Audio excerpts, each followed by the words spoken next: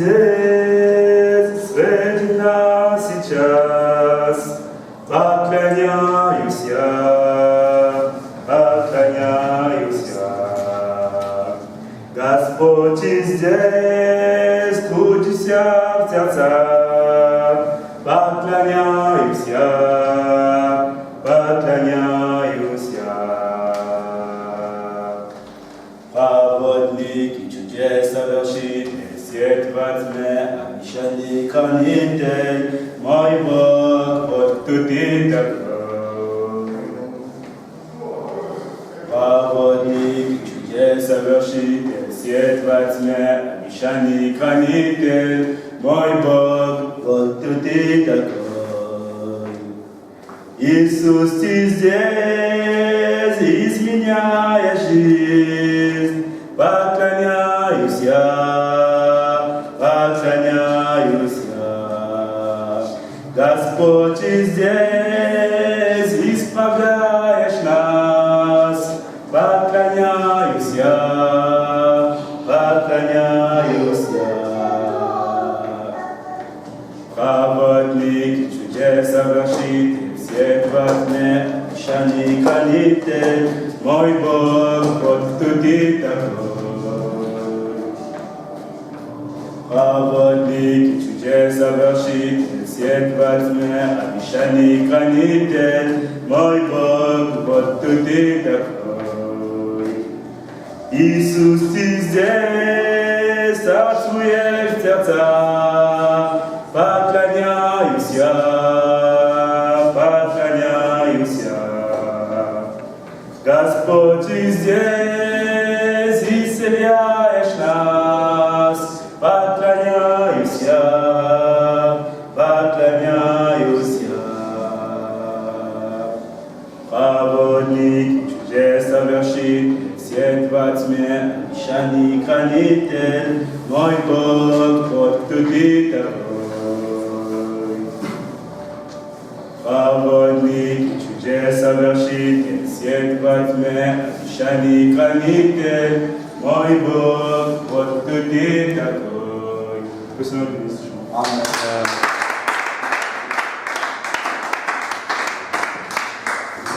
Sans plus tarder, prenons le numéro 335. Le numéro 335.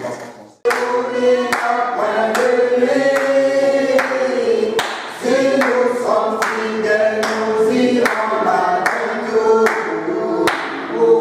Dans la cité où l'agneau est la lumière. Dans cette cité où l'agneau est la lumière. Cette cité où il n'y a point de nuit.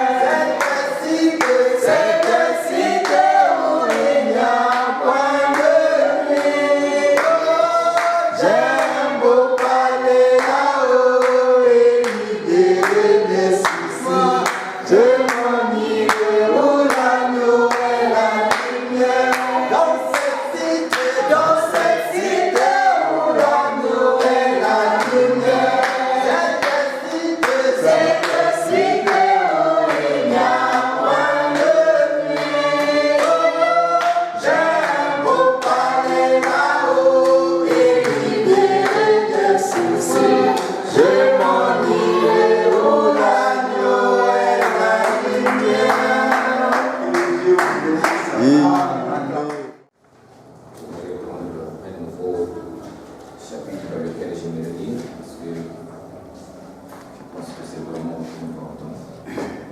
Donc nous allons lire dans le livre de 2 Timothée 4, chapitre 4, verset 7. 2 Timothée, chapitre 4, verset 7.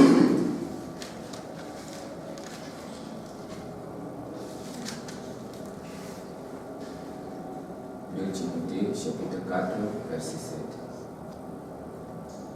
Si quelqu'un a trouvé le passage qu'il peut lire, pour le bien de tout le monde. Lisons le Seigneur. J'ai combattu le bon combat, j'ai achevé la course, j'ai gardé la foi. Désormais, la couronne de justice m'est réservée. Le Seigneur, le juste juge, me la donnera dans ce jour-là. Et non seulement à moi, mais encore à tous ceux qui auront aimé son avènement. Viens au plus tôt vers moi, car Démas m'a abandonné, par amour pour le siècle présent, et il est parti pour Thessalonique. Crescent est allé en Galatie, Tite en Dalmatie. Luc seul est avec moi. Prends Marc et emmène-le avec toi, car il m'est utile pour le ministère. J'ai envoyé Tychik à Éphèse. Quand tu viendras, apporte le manteau que j'ai laissé à Troas, chez Carpus, et les livres, surtout les parchemins. Alexandre le forgeron m'a fait beaucoup de mal. Le Seigneur le rendra selon ses œuvres. Garde-toi aussi de lui, car il s'est fortement opposé à nos paroles. Dans ma première défense, personne ne m'a assisté, mais tout m'ont abandonné. Que cela ne leur soit point imputé. C'est le Seigneur qui m'a assisté et qui m'a fortifié afin que la prédication fût accomplie par moi et que tous les païens l'entendissent. Et j'ai délivré de la gueule du lion. Le Seigneur me délivrera de toute œuvre mauvaise et il sauvera pour me faire entrer dans son royaume céleste. À lui soit la gloire au siècle des siècles.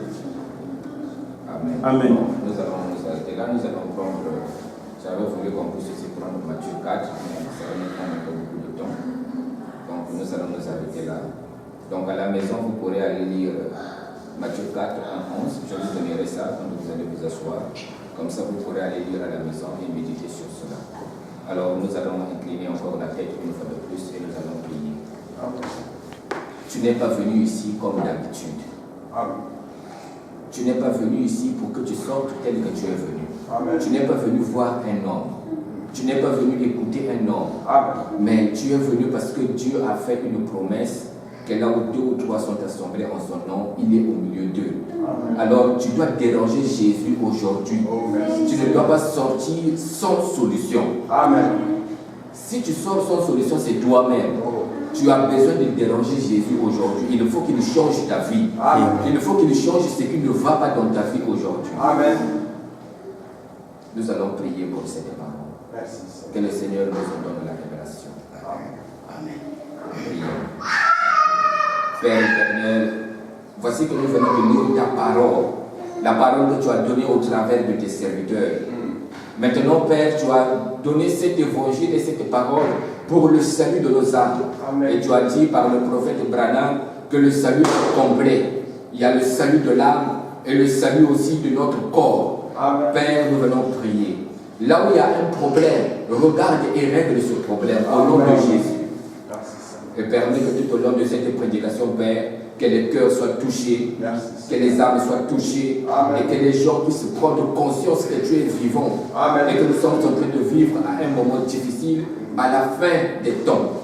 Père, je vais te prier. Avec mes simples paroles d'homme, je ne peux pas le faire, mais je prie pour que tu me oignes. Je prie pour que tu puisses se oindre à l'assemblée, afin que tous nous puissions comprendre. Amen. Au nom du Seigneur Jésus-Christ, nous te le demandons ici, nous disons Amen. Amen. Amen. Et que le Seigneur vous bénisse. Asseyez-vous, s'il vous plaît. Donc, si vous avez quelque chose à noter, quand vous irez à la maison, vous pouvez aller méditer sur ces messages que je vais vous donner. Vous pouvez aller méditer sur Matthieu 4, du verset 1 à 11. Vous pouvez aussi prendre Éphésiens 4, 12. Nous n'avions pas eu le temps de lire cela, mais vous pouvez aller à la maison, vous pouvez aller méditer cela, c'est toujours dans le même thème dans lequel nous allons parler aujourd'hui. Alors donc nous sommes en train de continuer le thème dans lequel nous sommes en train de parler, que nous avions intitulé le combat.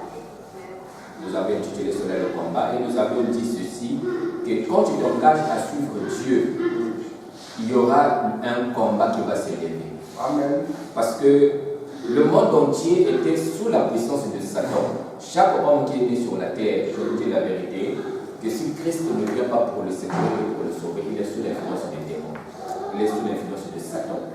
Donc ça veut dire que ses agissements, ses émotions, ses intentions, tout ce qu'il va faire sera coordonné et influencé par les mauvais esprits. Amen. Tant que Christ ne le sauvera pas, il va continuer à faire le mal. Parce que, en réalité, le mal est la nature même de l'homme, sans Dieu. Dieu vous bénisse. Amen. C'est pourquoi vous allez voir que quand nous naissons, même un enfant, quand il est encore petit, vous allez voir que même si personne ne lui a appris à mentir, il va mentir. Amen. Exactement. Voyez-vous, parce que c'est cette nature-là qui est dans la personne. Nous sommes nés comme ça. David a dit que nous sommes venus au monde en disant des mensonges et nous sommes nés dans l'iniquité. Donc, gloire soit au Seigneur Jésus, que c'est de ce qu'il est venu afin de nous délivrer de cela. Alors, quand Christ vient, la parole de Dieu vient pour nous délivrer. Alors, pour Satan, c'est comme s'il est en train de perdre un esclave. C'est comme s'il est en train de perdre un serviteur. Amen. Et ça ne lui fait pas plaisir. Amen. Donc, lui, il va toujours chercher à te récupérer dans tous les sens. Donc, quand tu as entendu la parole de Dieu et que tu as écouté la parole de Dieu dit, il est écrit que si vous entendez sa parole, n'endurcissez pas votre cœur. Amen. Écoutez ce qu'il est en train de vous dire. Alors, ne pensez pas que ça sera facile. Moi, je vous dis, vous allez mener un combat. Un combat parce que le diable va chercher à vous récupérer. Et si vous ne comprenez pas, si vous n'êtes pas assis, si vous ne vous asseyez pas pour prendre des enseignements, comprendre ce que vous êtes venu faire, et où est-ce que vous êtes en train d'aller, il va toujours vous regagner, il va vous récupérer. Et la parole de Dieu dit que votre état sera pire. Donc, une fois que vous avez été éclairé, si vous repartez dans le désordre, votre état sera pire que la première. Il aurait été pour vous de ne pas avoir connu la vérité que de l'avoir connu et de l'avoir laissé. Alors, une chose encore, c'est que ce n'est pas le début d'une chose qui compte, mais c'est sa fin. Le Seigneur Jésus a dit que celui qui persévérera jusqu'à la fin sera sauvé. Ce n'est pas parce que je suis venu à l'église une fois que Dieu va me sauver. C'est faux. Mais c'est parce que j'ai persévéré jusqu'à la fin. C'est ça qui me donne le droit d'être sauvé. Amen. Voyez-vous, de rentrer. Alors nous allons parler dans le sens, nous allons un peu parler de cela, supportez-moi quand je suis en train de parler, tu persévéreras jusqu'à la fin. Nous pourrons expliquer ça si le Seigneur le veut une autre fois. Donc le fait que je suis venu à l'église, le fait que j'ai dit oui à Dieu, ça veut dire que j'ai déclaré la guerre à Satan. Et depuis ce moment-là, le diable va chercher dans tous les sens pour pouvoir me ramener dans le désordre. Et s'il arrive à te ramener dans le désordre, il va s'assurer que tu ne vas plus sortir de là. Donc il va mettre tous les gardes possibles pour que tu ne sortes plus de là. Il va vraiment t'envoûter au maximum. Voyez-vous, parce qu'il t'a déjà perdu. Amen. Alors, donc, quand nous venons à Christ, ne pensez pas que c'est un lit de rose. Ne pensez pas que c'est une blague. Ne pensez pas que c'était un jeu. Mais nous sommes venus pour livrer un combat. Amen. Un combat pour notre salut. Amen. Un combat pour notre délivrance. Alors, donc, quand nous sommes en train de parler de la marche avec Dieu. Donc, nous sommes en train de parler de la marche avec Dieu. Nous avons tiré notre texte là où il est écrit qu'Enoch marchait avec Dieu et il ne fut plus parce que Dieu le prit. Donc, nous sommes en train de parler de la marche avec Dieu. Et aujourd'hui aussi, nous sommes dans un temps qui représente l'âge d'Enoch. Parce qu'au dernier jour, nous avons appris que Christ viendra enlever son église. Donc, toute l'église aujourd'hui, on peut regarder que c'est Enoch qui est en train de représenter l'épouse de Christ aujourd'hui qu'il viendra enlever. Et cette épouse-là devra marcher avec Dieu aussi, jusqu'à ce qu'elle ne sera plus parce que Dieu va la prendre. Voyez-vous, Enoch a marché avec Dieu, tellement qu'il a plu à Dieu, que Dieu l'a pris chez lui. Et il faudrait qu'il y ait des gens comme ça sur cette terre, aujourd'hui, qui vont marcher avec Dieu, qui vont plaire tellement à Dieu, que Dieu viendra et va les chercher. Et ces gens-là, il y en aura. Parce que Dieu, c'est un Dieu de paradoxe. Vous allez vous poser la question, attends, c'est un monde où c'est devenu terrible, comme c'est difficile, beaucoup de péchés. Mais comment est-ce que ça va arriver? Ça va arriver parce que Dieu, c'est un Dieu de paradoxe. Ce que vous pensez que c'est impossible, pour Dieu, ce n'est pas impossible. C'est toujours possible. Et il faudrait que tu sois parmi le nombre de ceux qui partiront. Donc tu n'es pas venu vivre quelqu'un. Tu es venu vivre la foi pour toi-même. Et nous avons un rendez-vous que nous avons avec Jésus. Voyez-vous, nous avons un rendez-vous avec Jésus dans le ciel. Alors nous n'avons pas besoin de regarder au diable. Donc le diable doit toujours faire de sorte que quand tu es venu à Dieu, il va toujours faire de sorte que de te ramener. Il va utiliser tout ce qu'il peut utiliser. Et aujourd'hui nous allons voir, donc dans le combat, nous allons voir toutes les tactiques de Satan. Parce que dans le combat, qu'est-ce qu'il nous faut? Nous allons prendre un peu les grands thèmes que nous allons énumérer là. Donc dans le combat, quand tu es venu pour combattre, tu es un soldat. Un soldat doit être entraîné. Il doit avoir de l'uniforme. Il doit connaître les règles du combat. Donc tout ça, nous allons essayer de voir ça pour essayer un peu de donner de la force aux enfants de Dieu. Donc sachez que nous avons un ennemi. C'est le diable. Alors il combat et il faut que nous puissions repartir dans le péché. Donc le jour que tu es venu, tu as dit vraiment je veux suivre Jésus. Si Christ ne t'avait pas appelé, donc nous allons d'abord parler de la paix. Ce qui t'avait poussé à recevoir l'évangile, c'est la pensée de Christ. C'est l'amour de Dieu. C'est parce que Jésus est mort pour nous. Son sang fait expiation que nous avons reçu cette pensée de pouvoir dire Amen à la parole de Dieu. Sinon, on ne pouvait pas le faire. Parce que l'homme de nature n'aime pas Dieu. Regardez seulement même ton corps. Là, quand tu dis seulement je vais aller prier, il y a des gens qui ont des difficultés pour prier. Parce que c'est la nature humaine. Il y a des gens qui ont des difficultés pour lire la parole de Dieu. Parce que c'est la nature humaine. Tu veux prier, quelque chose qui vient te dire ah, ça ne sert pas à autre chose. Donc, c'est la nature humaine. Alors, si Christ n'avait pas créé quelque chose pour attirer ton attention, pour t'appeler, tu serais toujours dans les ténèbres. Et si tu rencontres la parole de Dieu aujourd'hui, je vous dis la vérité, c'est que Christ t'a rencontré. Un jour, tu rendras compte de ce que tu as rencontré, Christ dans ta vie. On va rendre compte de tout ce qu'on a entendu. Parce que Christ a fait de tout son mieux pour que la parole arrive jusqu'à toi. Il a fait de tout son mieux pour que tu entendes parler de la parole. Parce qu'il se souciait de ton âme. Il se souciait de toi. Il s'est dit que ma fille doit entendre cette parole. Mon fils doit entendre cette parole. Parce que je dois lui donner une chance de se sauver. Et ce jour-là que tu t'es tourné vers Dieu, ce n'était pas l'œuvre d'un homme. C'était l'œuvre de Dieu. Même si c'était une pensée, même si c'était par un tract que tu as lu, même si c'était seulement une croix qui t'a attiré l'attention, Christ, l'Esprit de Dieu travaille comme ça. Donc il te donne la pensée d'aller vers Dieu. C'était l'appel. Et il est écrit dans la parole de Dieu, il y a beaucoup d'appelés, mais peu de lui. Alors, quand tu as reçu l'appel, tu ne dois pas rentrer dans le même chemin par lequel tu es sorti. Tu dois aller jusqu'au bout. Christ t'appelle pour quelque chose. Christ t'appelle pour un but. Alors, quand Christ t'a appelé, donc tu as reçu l'appel, tu t'es dit dans ton esprit, bon, on dirait que je dois commencer à chercher Dieu. Une pensée qui est venue comme ça, tu te dis, on dirait que j'ai besoin de Dieu. Quelque chose a enflammé ton cœur une fois, tu as dit, bon, on dirait que je dois chercher Dieu. C'est Dieu qui t'a appelé. L'homme ne cherche jamais Dieu, c'est Dieu qui cherche l'homme. Il a été démontré par la parole de Dieu. Depuis le jardin d'Éden, nous allons voir que quand Adam a péché, il a commencé à fuir Dieu. Et souvent l'homme c'est comme ça. Quand on commet des erreurs, quand on sait qu'on a des péchés, on commence à fuir l'église. On commence à fuir les réunions. On dit ah, moi j'ai commis le péché, mais comment est-ce que je vais encore. Donc ça c'est le diable qui est obligé de nous tromper. Parce que qui va expier ton péché, c'est Jésus. Qui va te délivrer, c'est Jésus. Si tu ne vas pas auprès de Jésus, tu ne peux pas te délivrer de toi-même. Tu ne peux pas devenir saint par toi-même, c'est pas possible.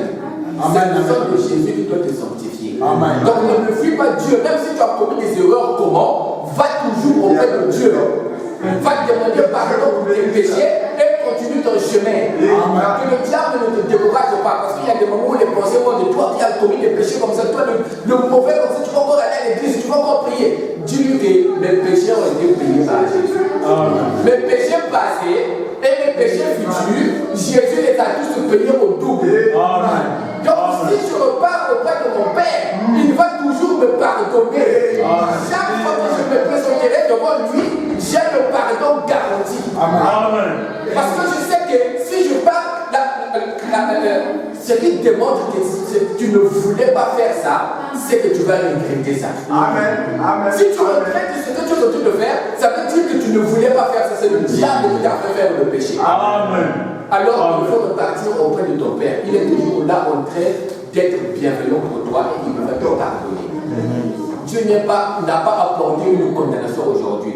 Jésus, quand il est venu, même quand les disciples ont dit, Père, Seigneur, tu veux qu'on maudisse ces villes-là pour que le feu descende du ciel. Il a dit, mais vous, qu'est-ce que vous êtes en train de faire? Le Fils de l'homme n'est pas venu pour perdre les hommes, mais pour les sauver. Donc, quel que soit ce que tu as fait, Dieu peut toujours te pardonner. Donc, tu as le souffle dans tes narines, tu peux toujours être pardonné. Donc, il faut toujours revenir à Christ. Alors, donc, souvent, le diable met la culpabilité dans les cœurs des gens. Après, il a commis l'erreur et il dit, mais toi, tu es perdu. Ne repars plus au. Ne cherche plus Dieu. Tu es déjà perdu. Il faut lui dire que je ne suis pas perdu. Amen. Parce que le prophète dit que la preuve que tu n'es pas perdu, c'est le désir de repartir vers Dieu. Et le regret de ton péché, ça veut montrer même que tu n'es pas encore perdu. Parce qu'un perdu n'a même plus de souci de Dieu. Un perdu ne pense même plus à Dieu. Il a pris les liens. Quand tu as dépassé la ligne de démarcation, Dieu ne te dit plus rien. Tu es déjà mort. Tu n'as même plus le souci de Dieu. Mais s'il y a un peu de souci de Dieu en toi, ça veut dire qu'il y a encore une chance pour toi. Tu peux repartir sur le chemin. Il faut dire à Satan, tu as échoué. Parce que nous sommes là pour sauver nos âmes. Que le veuille ou non, on sera sauvé. Amen. Alors donc, c'est cela. Donc nous avons un combat à livrer et le diable est là pour chercher à nous ramener dans le péché. Et nous avons besoin de le résister. Amen. Donc nous avons un combat à livrer.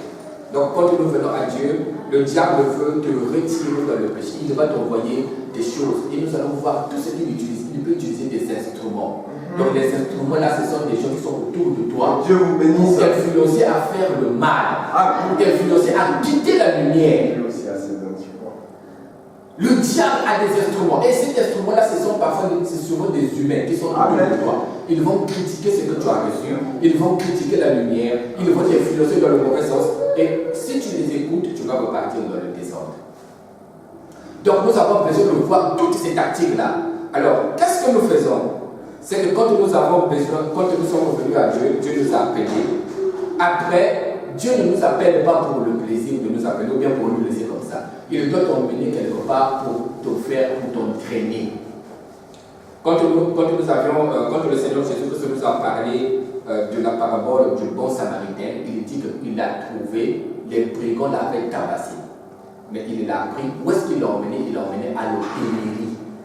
Il ne l'a pas emmené dans la rue, monter des plaies. Il a dit, bon, on va te débrouiller là-bas avec des plaies, va toucher là-bas. Non, il a dit, il l'a pris, il l'a emmené à l'hôtellerie. Et il a payé pour lui. Alors, quand Christ t'a trouvé dans ton état de péché, il a déjà préparé l'hôtellerie qui était là-bas, qui est l'église. Et il a déjà payé pour toi, pour qu'on prenne soin de toi, afin que tu prennes la bonne nourriture qui te permettra d'être en bonne santé. Christ a déjà préparé tout cela pour toi. Que Dieu vous bénisse. Quand tu te sors du péché, il a déjà préparé une église pour te former, pour t'entraîner là-bas, afin que tu deviennes fort, afin que tu sois guéri de ton péché. Parce que le péché est une maladie. Le péché représente la lèpre dans l'église. C'est une maladie. Alors quand Christ te prend comme ça, il t'emmène à l'hôtellerie qui est l'église pour qu'on puisse t'entraîner, qu'on puisse te soigner. Donc on puisse t'entraîner. Alors qu'est-ce que nous venons faire à l'église? À l'église, nous venons jeter des pensées charnelles. Parce que quand tu es venu, Christ nous a ramassé de tous les coins que nous venons là-bas. Donc il t'a ramassé dans les coutumes, dans les trucs, dans les camons, tout ça, il t'a ramassé comme ça, tel que tu étais avec ta poubelle, il est venu te jeter là-bas. Alors qu'est-ce que la parole de Dieu va faire? La parole de Dieu va commencer à nettoyer ton système de pensée. Parce que jusque-là, tu avais un système de pensée pourri. Tu pensais seulement au désordre. Tu pensais seulement au mal. Tes intentions étaient mauvaises. Alors Christ va commencer à te nettoyer dans l'église. Il va commencer à te nettoyer. Quand tu vas devenir pur, alors à ce moment-là, il va placer son esprit en toi. C'est ce que Christ fait comme travail. passe. Donc, quand Christ te prend, il t'emmène à l'église. Alors, on ne peut pas avoir un chrétien sans église. Ça n'existe pas. Oh, bon, moi je suis un chrétien individuel. Ça n'existe pas. Qui t'a parlé, donc individuel, Dieu est descendu du ciel et est venu te prêcher la parole. Si tu as entendu la parole par les hommes, c'est que Dieu veut que tu sois conduit par les hommes. Amen. Dieu utilisera toujours des hommes pour te conduire. Amen. Moi, je connais déjà Dieu, je fouille la Bible. Mon frère, ma soeur, tu vas aller en enfer. Amen. Le système de Dieu ne fonctionne pas comme ça. Amen. Le système de Dieu, le prophète dit que l'homme est toujours l'agent de Dieu. Amen. Donc Dieu ne peut rien faire sans un homme. Amen. Dieu pouvait descendre en Égypte, prendre son peuple et l'emmener. Mais pourquoi il y a eu besoin de Moïse? C'est parce que l'homme a toujours été l'agent de Dieu. Amen. Ça. Moi aussi j'ai l'intelligence. Je vais dire la Bible. Tu vas aller en enfer. Je vous dis la vérité. Parce que Christ a dit qu'il a envoyé des gens. Et il a dit que la vie éternelle, c'est de croire celui que tu as envoyé, Jésus-Christ. Le croire en toi et celui que tu as envoyé, Jésus-Christ. Et il a dit de la même manière que le Père l'a envoyé, moi aussi je vous envoie. Celui qui vous reçoit, me reçoit. Donc si tu ne reçois pas un homme qui prêche la parole de Dieu, tu ne peux pas recevoir Jésus. Jésus, il vient chez toi au travers des hommes qui prêchent la parole. Et c'est ça. Parce qu'aujourd'hui, Jésus est venu sous la forme du Saint-Esprit. Un esprit n'a pas de chair, un esprit n'a pas de forme, mais il utilise des instruments qui sont ses serviteurs. Alors, quand tu reçois un serviteur de Dieu, en qualité de serviteur de Dieu, tu reçois la récompense de Dieu. Je me sens bien. Amen. Donc il n'y a pas un chrétien solidaire, ça n'existe pas. Même quand Jésus a appelé ses disciples, il a dit Pierre va à Jérusalem, Jean va vivre à je ne sais pas où, allez, débrouillez-vous. Non. Quand il les a appelés, il les a rassemblés autour de lui. Et il ne les a jamais lâchés. 3 ans et demi, il a été avec eux chaque jour en train de les enseigner, en train de les former. Parce que la mission est délicate, la mission est sérieuse. Je vous dis la vérité, de la vie chrétienne, il ne faut pas la peur. La mission d'un chrétien est très sérieuse. Et si tu blagues avec ça, ça veut dire que tu blagues seulement avec ta propre vie. Dieu ne sera pas avec toi. Dieu aime les gens qui sont sérieux. Amen. Si tu n'es pas sérieux avec Dieu, tu blagues avec ta propre vie. Parce que le jour que tu auras besoin de lui, il ne descendra pas. Il faut mettre le sérieux dans ta vie. Dieu aime la sincérité.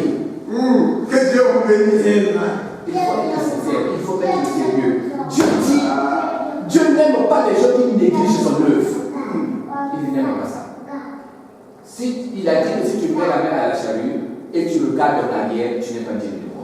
Amen. Jésus a dit que tu dois préférer la vie de Dieu plus même que ta vie. Amen. Voilà les gens qui vont rencontrer. Les gens qui sont morts à eux-mêmes. Donc si sa pensée, tu vas à gauche, la parole de Dieu, tu vas à droite. Même si ton cœur ne veut pas, il va toujours aller à droite. Amen. Voilà les gens qui vont rencontrer. Alléluia. Voilà les gens qui peuvent aller au ciel, qui sont prêts à aller au ciel. Ce sont les gens qui peuvent passer par des sacrifices d'eux-mêmes.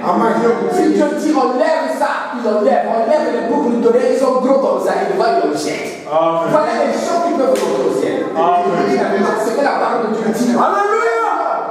Un homme qui ne discute pas avec la parole de Dieu, voilà les gens que Dieu cherche.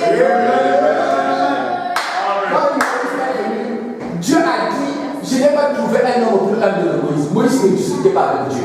Quand Dieu lui dit, va là-bas, il va. Même si c'est difficile, comment il va seulement. Comment tu vas faire ça, Moïse? Je ne sais pas. Je vais là-bas, je vais là-bas. Amen. Quand Dieu lui a dit, on lève les soldats, Moïse n'a pas dit, mais comment?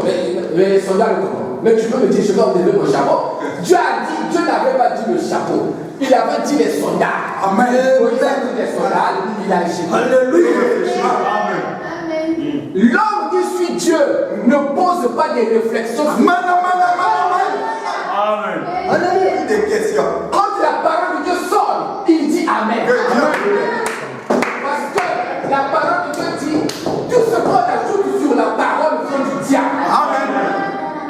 Quand la parole de Dieu sort, et que la connaissance traverse ton esprit pour te dire oui, il faut chasser ça, c'est ça. Je vous dis la vérité. Si la parole de Dieu a parlé, il a parlé. Je ne fais pas de discussion avec nous. Amen. On va discuter, on va voir. Toi, tu ne peux pas réfléchir une demande. C'est pas possible. Si Dieu t'a créé, il t'a donné la petite conscience avec laquelle tu réfléchis là. Donc toi tu penses qu'il est plus intelligent que lui. Ce qu'il te demande, si ça paraît trop bizarre pour toi, c'est parce que sa pensée est plus élevée que ta pensée. Tu ne peux pas le comprendre. Dieu, on ne le comprend pas. On le croit seulement. Si tu veux comprendre pourquoi, mais comment, tu vas devenir un incrédule. Comment vous pouvez comprendre quelqu'un qui peut te dire va faire sortir l'eau de la pierre? Toi, tu peux comprendre ça? Est-ce que dans la pierre, il peut se trouver de l'eau? C'est un Dieu de paradoxe. Quand vous lisez Moïse, autant de Moïse, si j'étais là-bas, je peux croire. Si tu étais là, je vous dis la vérité, parce que ce sont des choses bizarres. Il va se dire, va faire l'eau d'un rocher. À l'école, tu n'as jamais étudié ça. Ce sont des choses de base. Mais non. Mais il faut. Tu vas dire, non, soyons logiques. Dans la logique des choses, tu vas même discuter avec nous, tu vas dire, il n'a jamais eu de l'eau dans le rocher. Mais Moïse était un fou. Amen. Quand il s'est fini, il a frappé le rocher. Il est allé, il a frappé. Il a dit, non, sors. Voilà les gens qui vont vous voir. Parce qu'il est écrit dans la parole de Dieu, je t'ai dit que si tu crois, tu feras la gloire. Ce n'est pas dit que si tu comprends, tu feras la gloire. Amen. C'est la foi qui emmène Dieu en scène. Amen. Tu peux avoir des exemples comme tu veux. Mais c'est la foi qui emmène Dieu à l'action. Si tu n'utilises pas la foi, tu ne peux pas plaire à Dieu. Seigneur. Et la foi, c'est le contraire de la connaissance. Merci Seigneur. La foi, c'est le contraire de la connaissance. Amen. Comment vous pouvez percer un ange qui marche sur l'eau? Ça n'a pas de sens. On va te donner ça ici, là tu vas dire mais c'est pas possible. Selon la densité, je ne sais pas, Pascal a étudié la densité de l'eau, tout ça. Tu vas dire qu'un homme ne peut pas marcher sur l'eau. Mais Jésus a démontré qu'un homme peut marcher sur l'eau. Amen. Amen. Super. Donc toute ta connaissance que tu connais quand tu viens à l'église, quand tu viens à Dieu, prends tout ton paquet de connaissances. Que Dieu vous bénisse. Il faut marcher par la foi. Amen. Et non plus à Dieu. Parce qu'il marchait par la foi. Ne discutez pas avec Dieu. Amen. Quand Dieu lui parlait. Enoch ne discutait pas avec Dieu. Amen. Et il est écrit dans la parole de Dieu, tu ne peux pas plaire à Dieu si tu n'as pas la foi. Amen. La foi, c'est d'accepter ce que Dieu te dit de faire. Et d'accomplir ce que Dieu te dit de faire. Que tu comprennes ou que tu ne comprennes pas, applique d'abord. Le reste là, c'est pas ton problème. Parce que la parole de Dieu dit, Dieu aime plus l'obéissance que les sacrifices. Donc tu peux prier jusqu'à 12 000 fois. Mais si tu n'es pas obéissant à la parole de Dieu, toutes tes prières là sont multipliées par 6. Jésus était un homme qui ne priait pas beaucoup en public. Ses prières en public étaient courtes comme ça, mais ça avait beaucoup d'effets. Pourquoi ça avait beaucoup d'effets? Parce qu'il nous a donné le secret. Il dit Père, parce que tu m'exauces toujours. Pourquoi? Il a dit que je fais toujours ta volonté. Amen. Merci Seigneur. Jésus ne discutait pas avec Dieu. Et les enfants de Dieu ne discutent jamais avec la parole. Merci Seigneur. Si tu as écouté la parole de Dieu, sois tout simplement un. Parce que cette parole-là a la capacité de te délivrer. Cette parole-là a la capacité de te sauver. Tu ne peux pas avoir en même temps foi en un sauveur et l'incrédulité dans un sauveur. Le sauveur est obligé de te sauver de l'eau. Tu sais que lui, il sait nager. Il te mène dans cette direction. Non, c'est pas dans cette direction, c'est dans cette direction que moi je peux partir. Ça n'a pas de sens.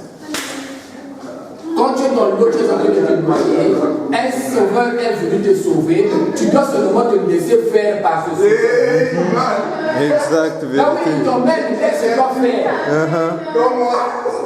On ne résiste pas. Alors le diable est là, la parole de Dieu nous dit que Satan est venu pour détruire, égorger et voler. Alors le Seigneur Jésus-Christ a encore dit ceci: si tu gardes ta vie, tu la perdras. Amen. Mais si tu perds ta vie à cause de moi, tu la retrouveras. Amen. Laisse que les gens se moquent de toi, que tu es devenu démodé à cause de Jésus. Amen. Les gens vont te dire, écoute, tu n'es même plus la beauté en excès là, mais qu'est-ce qui se passe? Tu dis que je suis devenu une fille de Dieu. Amen. Les gens vont te dire, c'est ça, tu as perdu ta réputation. Tu as perdu tes amis. Mais ne perds pas Jésus. Parce que si tu perds Jésus, Jésus peut te donner les amis. Mais les amis ne te donneront jamais Jésus.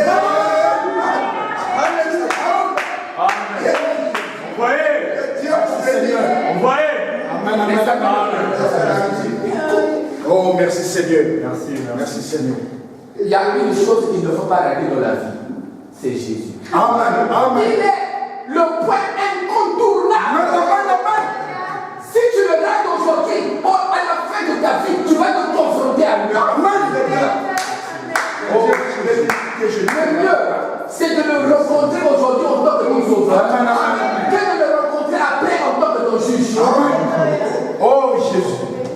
Merci Seigneur. Jésus, il est incontournable. C'est l'épisode même de la vie.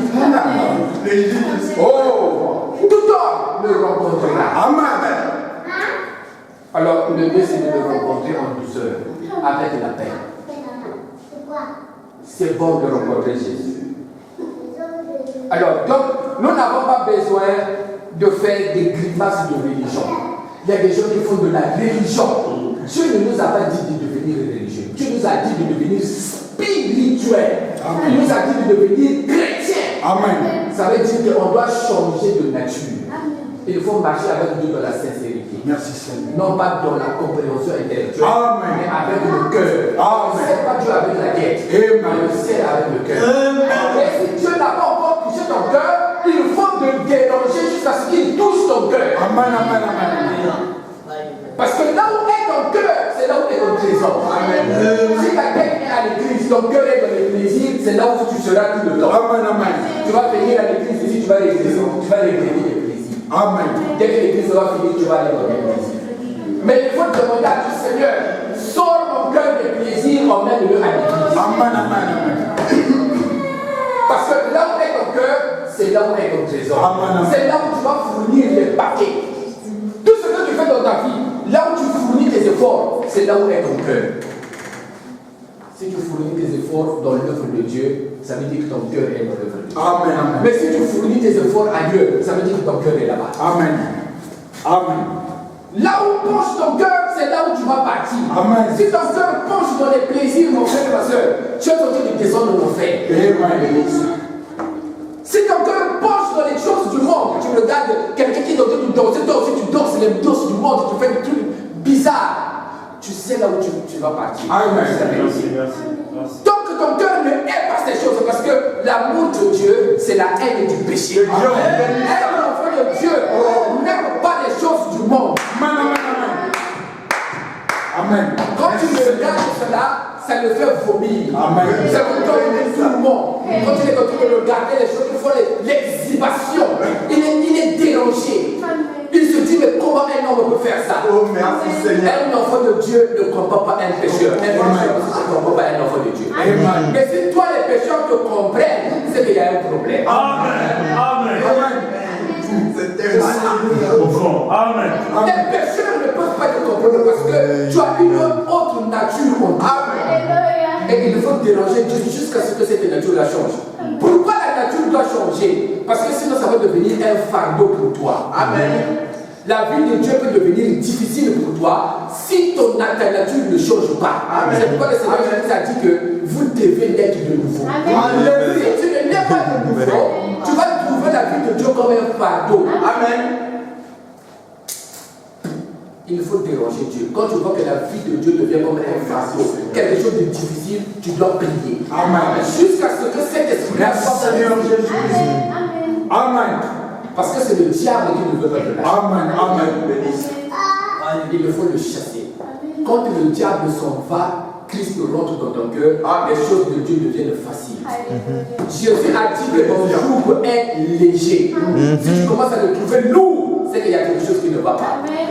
Le joug de Dieu est léger. Et il faut qu'il y ait de la joie dans le cœur d'un croyant quand il fait les choses de son Dieu. Amen. Le Seigneur Jésus a dit que faire la volonté du Père, c'est ma nourriture. La nourriture fait plaisir. Donc quand Jésus était en train de faire l'œuvre de Dieu, il était content. Et tu vas voir les têtes, tu vas dire prions. La face est fermée. Seigneur Jésus, qui est au ciel, je voulais pour m'aller là-bas, mais comme tu es en train de bouder pourquoi? Parce que c'est lourd. Parce que ça devient difficile. Alors il faut prier Dieu. Il faut dire à Dieu, Seigneur, enlève de moi un tel esprit. Jusqu'à ce que Dieu te délivre. Si ça s'est passé avec les autres, ça peut aussi se passer avec toi. Amen. Tu n'es pas quelqu'un de différent. La parole de Dieu dit que nous sommes tous égaux devant Dieu. Élie était un homme de la même nature que nous. Amen. Il a prié Dieu avec instance, Dieu l'a exaucé. Toi aussi, il peut t'exaucer. Il faut lui dire, Seigneur, pour toi chez les autres c'est facile, mais pour chez moi c'est difficile. Il faut que tu fasses quelque chose pour moi. Amen. Dieu le fera pour toi.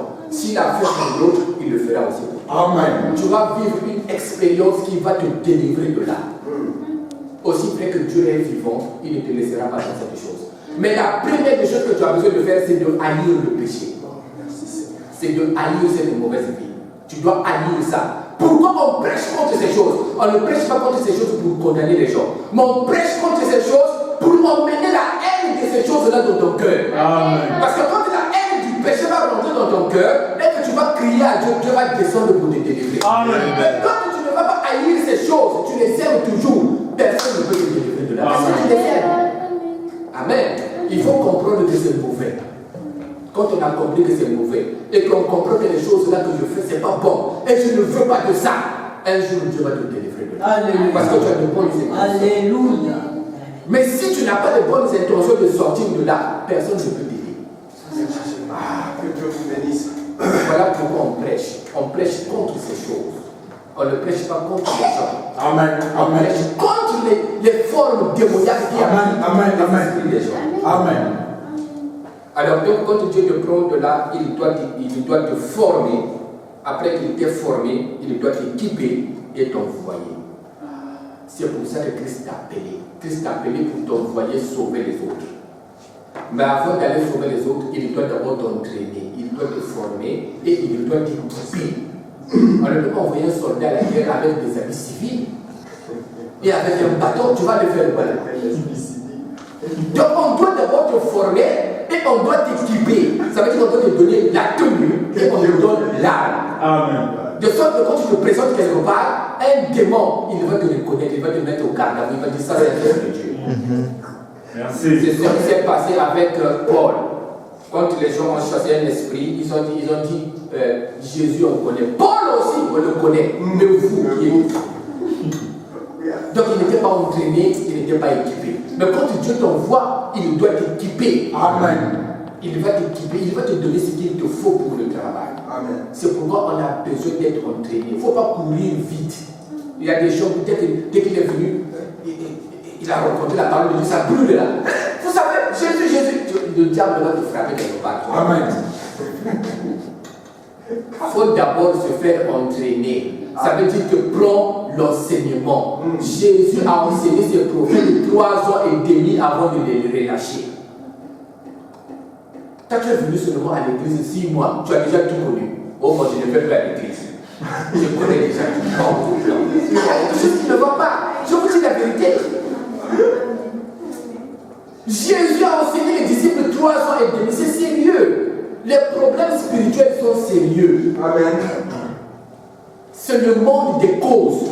Tout ce qui se passe dans l'esprit, c'est ça qui influence la vie physique quotidienne de tous les jours. Amen. Donc si tu n'as pas gagné dans le spirituel, tu ne peux pas gagner dans le physique. Amen. Donc tout se passe dans le spirituel. Alors, c'est là il a formé les disciples pendant 3 heures et demie. Et il a dit que moi, quand je m'en irai, le Saint-Esprit va vous rappeler ce que je vous ai enseigné. Mais s'il n'y a pas d'enseignement, le Saint-Esprit va te rappeler quoi? Toi, tu sais même pas ce que Jésus a dit devant une situation. Le Saint-Esprit va te rappeler quoi? Il n'y a rien. Donc, c'est pourquoi on a besoin d'être entraîné, on a besoin d'être enseigné. Nous allons prendre des exemples bibliques pour que nous puissions comprendre. Quand Dieu a sorti les enfants d'Israël et de l'Égypte, il les a emmenés dans le désert pour les former. Le désert a été pour eux une formation. Ils ont appris à connaître Dieu dans le désert. Et c'est ça qui leur a donné la force de conquérir le pays. Parce que Dieu savait que là-bas, il devait avoir des combats. Il faut être formé. Jésus, avant de commencer son ministère, il est passé par le désert. Dieu l'a formé là-bas. Il l'a formé pendant 40 jours et 40 nuits. Il a jeûné là-bas en train de le former là-bas. En train de détruire la chair, en train de tuer la chair. Dieu ne peut pas t'utiliser tel que Dieu est venu dans le monde. C'est faux. Avec ton raisonnement pour dire, moi j'aime les ping-pong et les baseball, Dieu utilise moi et puis Dieu va t'utiliser. Non, ça ne marche pas. Avant que Dieu t'utilise, il doit d'abord te briser. Il doit d'abord détruire le premier homme que Dieu était là. Amen. Il doit sortir le mauvais raisonnement avec lequel Dieu est venu là. Et il doit te former, tu dois devenir une autre personne. Donc quand tu rentres dans la fournaise de Dieu, tu rentres pécheur, tu sors de là-bas un homme effilé, formé, saint. Il t'a purifié. Alors il sort de là, il met son esprit sur toi et il t'utilise. Voilà ce que Dieu fait. Ça s'est passé avec tous les serviteurs. Même Élisée, vous allez voir que Élisée, avant que Dieu ne commence à l'utiliser, il a dit va chez Élie là-bas, il va te former. Va. Élisée est allé au pied de Élie. C'est Élie qui l'a formé. Amen. Et quand Élie est parti au ciel, Dieu a commencé à utiliser Élisée. Parce qu'il a marché avec Élie. Il a vu ce que Dieu a fait avec Élie. Il a compris ce que Dieu aime, ce que Dieu n'aime pas. Tout ça, c'était une formation. Alors, tu viens à l'église, 2 semaines, oh bon, moi je connais les gens. Tu commences, non, ne faites pas ça. Mes amis, c'est dangereux. C'est une chose dangereuse. On vient, tu dois être formé. On n'a jamais eu une formation de 2 jours. Quand nous partons à l'école, parfois les autres font 5 ans là-bas, pour que tu sois un spécialiste. Même les religieux, il faut des années là-bas, 5 ans de théologie, pour qu'ils sortent là-bas. Je ne sais pas, un grand théologien avec une tête bien bourrée. Oui, tu dois connaître ce que tu es en train de faire. C'est un travail. Tu dois connaître le travail que tu es en train de faire.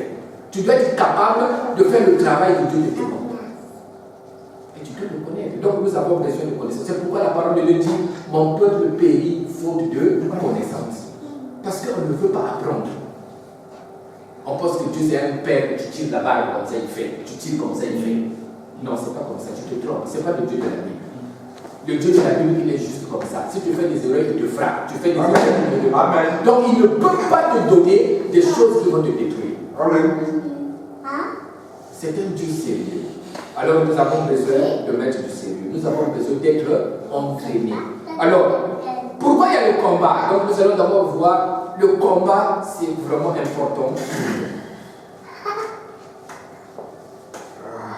Le combat, c'est tout le monde qui a des épreuves. Tout le monde, je vous dis la vérité.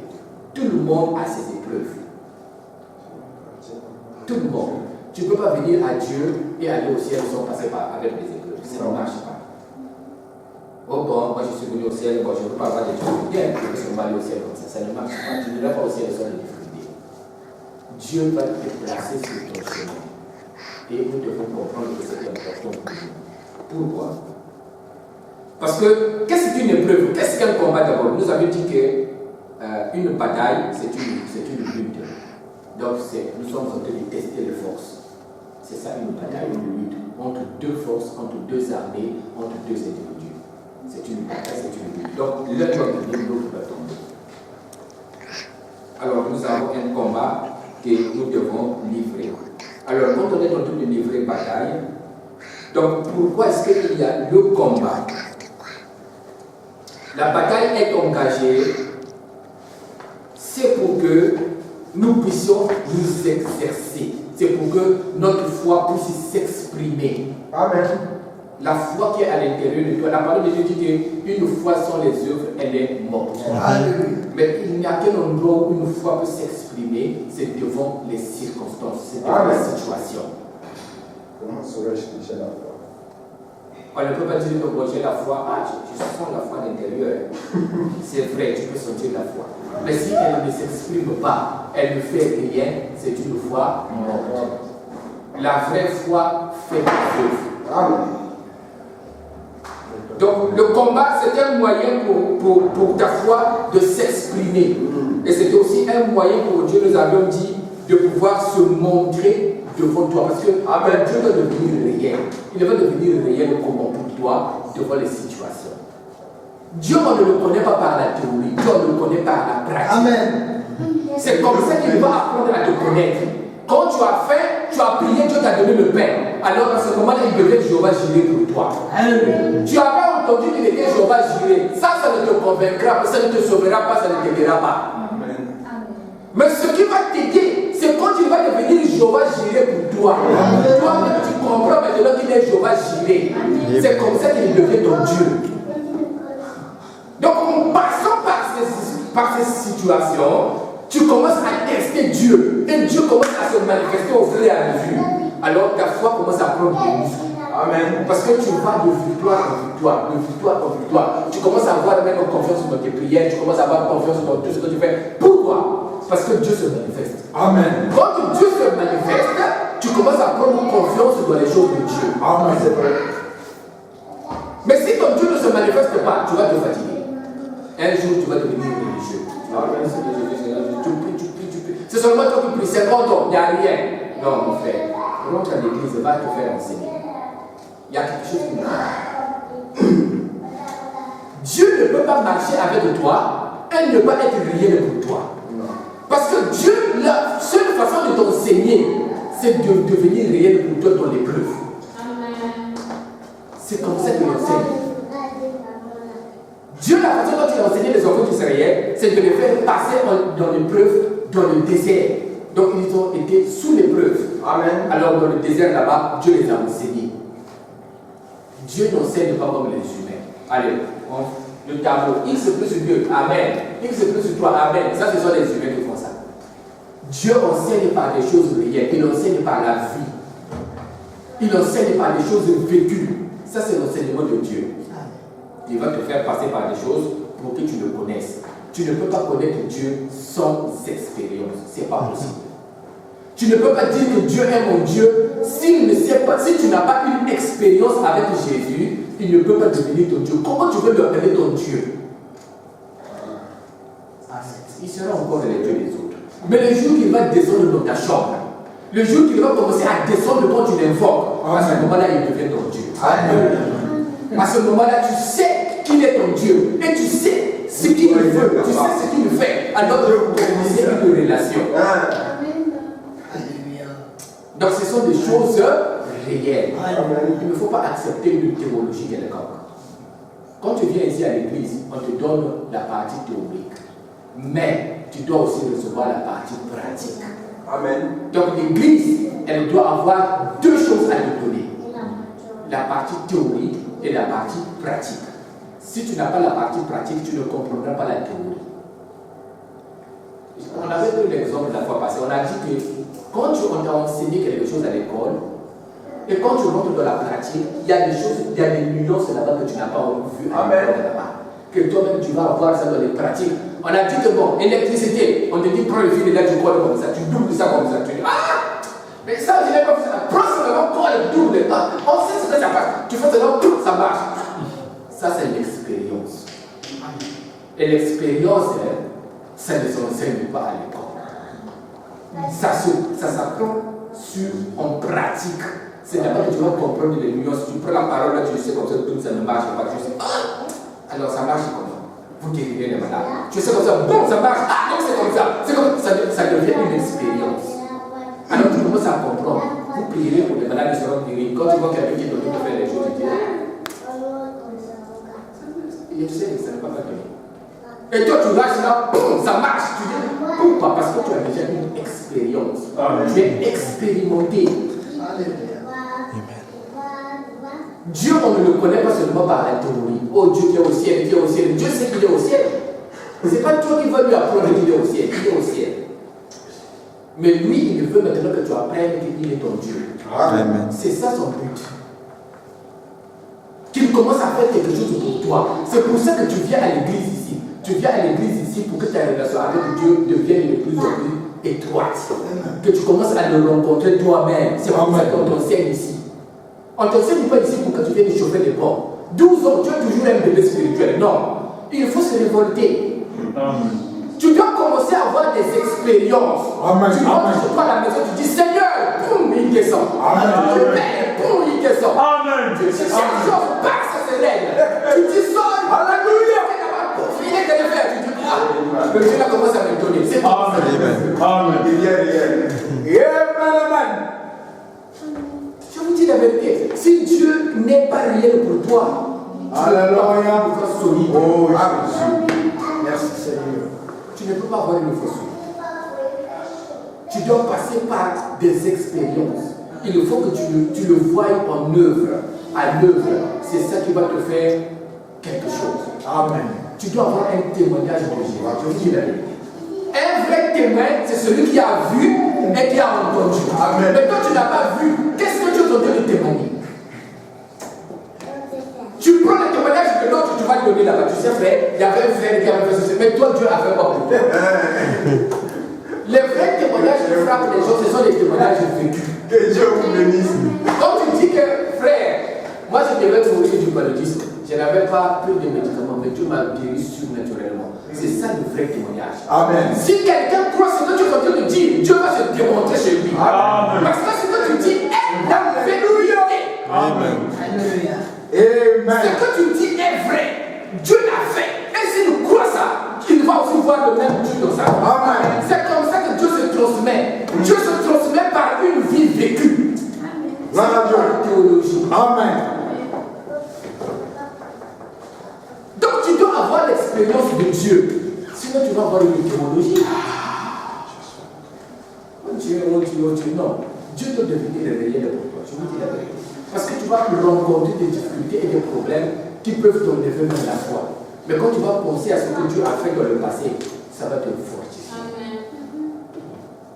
Ça va te donner la force de continuer. Tu vas dire non, mon Dieu n'est pas une utopie. Parce que le jour où il a le paludisme, ce n'est pas quelqu'un qui m'a enlevé. C'est Christ qui m'avait guéri miraculeusement. Tu sais de quoi tu parles.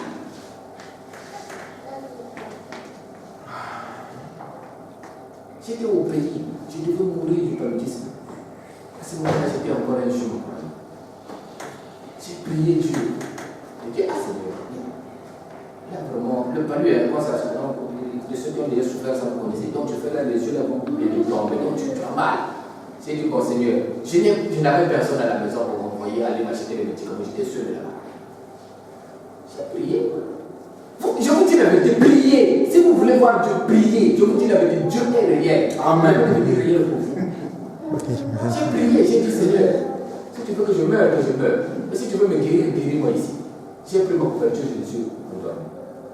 C'est comme quelqu'un qui me dit lève-toi. Je dis bon, on dirait que c'est moi qui pensais. Non.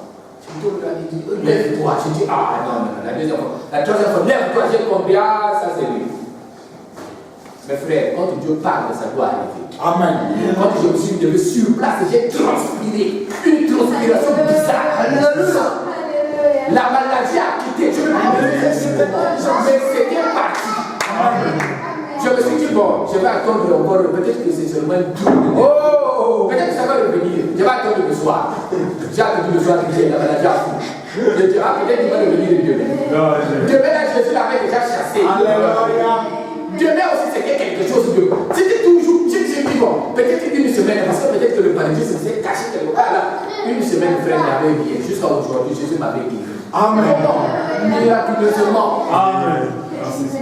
Amen. Donc, il faut avoir des expériences avec Dieu. On va terminer. Je vous fais cela pour que vous puissiez déranger Dieu. Dieu doit faire quelque chose pour vous.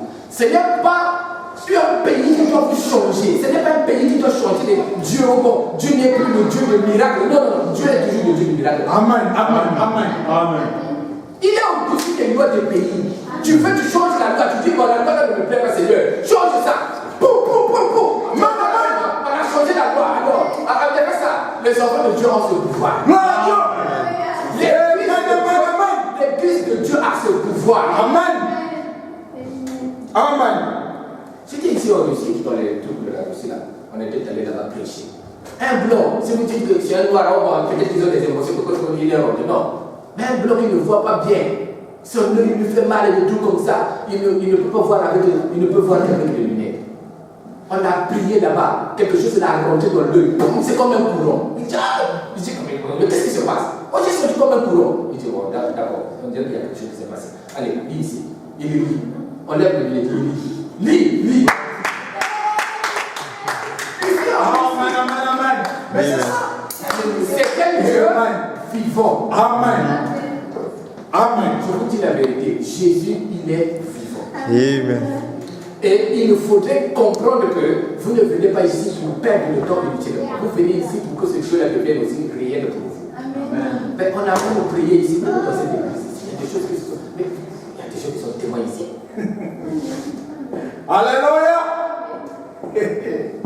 Que Dieu, finalement, je vous dis la vérité. La parole de Dieu dit, si vous croyez, vous verrez la gloire de Dieu. Alléluia. J'aime ça. Et au moment où on a des choses ici, là, vous voyez ce qui se passe là. Mais ne soyez pas incrédules, je vous dis la vérité. Parce qu'il y a des gens, quand Dieu fait des œuvres comme ça, et que vous ne croyez pas, ça veut dire que vous êtes en train de minimiser ce que Dieu fait. Dieu le fait pour témoigner qu'il est avec vous. Amen. Dieu le fait pour témoigner que ce qu'on vous dit, c'est la vérité. Croyez ce qu'on est en train de dire. Alors, donc, je vous laisse ici. Je veux vous dire que nous avons une bataille à livrer et nous avons besoin d'être entraînés. Nous avons besoin d'être entraînés. On a besoin de prendre une formation. On a besoin d'être formés. Parce que vous allez rencontrer des obstacles sur le chemin. Et vous avez besoin d'avoir une foi qui a des muscles pour déplacer les montagnes. Alléluia. C'est cela dont nous avons besoin. Donc, quand on veut aller au combat, on s'entraîne d'abord. Et nous allons prendre l'entraînement. Là, nous allons voir comment Dieu entraîne ses enfants. Donc, Dieu nous entraîne ici à l'église. Et après, le prophète, un jour, il était en train de prier. Il a dit, Dieu, donne-nous nos diplômes. Tu nous as entraînés depuis longtemps. Maintenant, donne-nous nos diplômes, Père. Il a réclamé les diplômes. Après, on va te donner le diplôme. Donc, en tant que chrétien, tu vas recevoir un diplôme. Amen. On ne vient pas ici pour blaguer, frère. On ne vient pas ici. Avec ta jeunesse, ne blague pas. La jeunesse, la beauté, c'est éphémère. Elle va passer un jour. Je te dis la vérité, mon frère et ma soeur. Un jour, ta jeunesse va passer. Amen. Mais ne blague pas avec ta jeunesse. La jeunesse, c'est le moment où tu dois s'aimer pour récolter dans ta vieillesse. Si Amen. tu Amen. tu vas récolter ça dans ta vieillesse. Si tu sèmes le désordre dans ta vieillesse, tu vas souffrir. Amen. C'est maintenant qu'il faut s'aimer des choses qui sont justes. Alors dans ta vieillesse, tu vas récolter de bonnes choses. Parce que tu as choisi le bon chemin, tu vas récolter la bonne chose à la fin. Amen. Mais si tu choisis le mauvais chemin, des amis qui te déroutent, des amis qui t'envoient dans les désordres, tu vas récolter le mal. Amen. Donc moi je suis encore jeune et c'est quand tu es encore jeune qu'il faut faire le travail. Amen. À la vieillesse, on ne travaille pas. Il faut t'en foutre de ce que les gens disent. Toi le jeune là, tu t'habilles comme un papa, ou bien comme un vieillard, ou bien comme une vieille maman. Dis-lui que quand tu seras vieille, je vais te poser la même question. Amen. On va voir qui avait raison. Je vous dis la vérité, Dieu te démontrera que tu as raison. Avec le temps qui va passer, Dieu va te démontrer que tu as raison. La vérité, on ne peut pas la triompher. Donc que Dieu vous bénisse. J'ai déjà reçu quelque chose ici. Amen. Vraiment, nous avons des combats que nous sommes en train de livrer et vous avez besoin de prier. Le Seigneur Jésus-Christ a dit priez afin que vous ne tombiez pas dans la tentation. Priez afin que vous ne tombiez pas dans la tentation. Il y a des gens, quand ils deviennent en Europe, la vie de prière devient comme de la fête, de foufou. On peut dire ça, excusez-moi le terme. Ça devient trop molle. Il prie quand il peut, il prie quand il veut, tout ça. Dieu est en train de blaguer avec ta vie.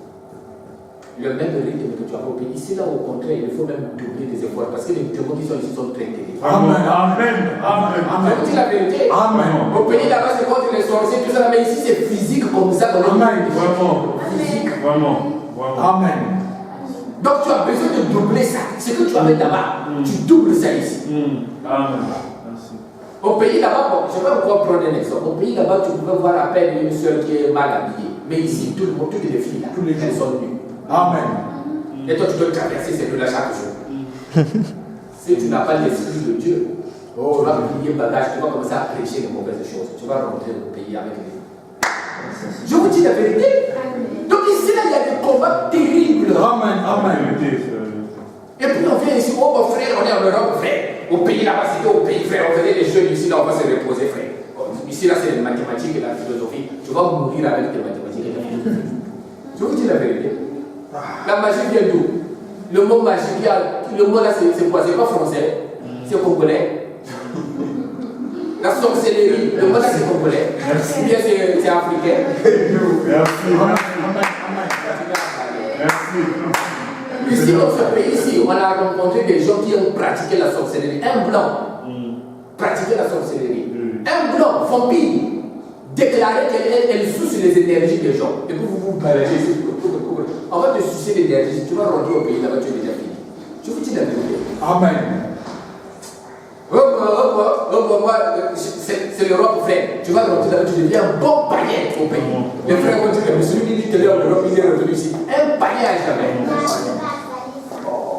Oh Dieu, ici là, il y a des démons bizarres. Il faut prier, frère. Cette atmosphère démoniaque, il faut la briser. Comment quelqu'un peut ne pas croire en Dieu? Il faut être fou pour ne pas croire en ça. Dieu est tellement réel. Mais qui aveugle les gens ici? Vraiment. Rien que le plante pour que ça pousse les terres, qui l'a fait pousser là-bas? Tu lui fais le chemin du sable là pour qu'il sorte. Vraiment. Qui lui donne cette intelligence? Est-ce qu'on réfléchit? Et puis tout ça, ça va se mettre le hasard comme ça. Le soleil sort, il descend au hasard. La plante pousse hasard. L'animal route hasard. Mais ça, c'est la folie. Vraiment. Et puis, vous, si vous venez, si vous voulez avaler cette folie là-haut, oui, nous on veut. Non. Écoutez-moi, mes frères. Merci. Vous êtes sautés d'aller dans la perdition avec ces idées idéologiques, je ne sais pas, européennes. Un chrétien n'est pas un européen. Un chrétien, c'est un chrétien. Amen. Oh, mon frère, vous, on a fait une frère avec vos prières. Moi, je suis européen. Tu vas mourir avec ton européanisme. Amen. C'est quoi ça? C'est que l'esprit. On commence à prier, Père. Même la prière devient c'est Père, au nom de Jésus. Même le rythme change. À la fin là-bas, Père, au nom de Jésus, que tu Père,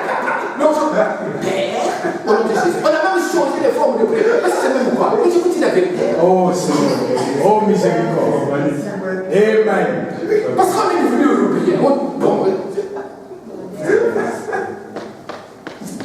Vraiment, c'est pas possible. Incroyable. Bon, vraiment que le Seigneur vous bénisse. Amen. On va pas faire. Merci Seigneur.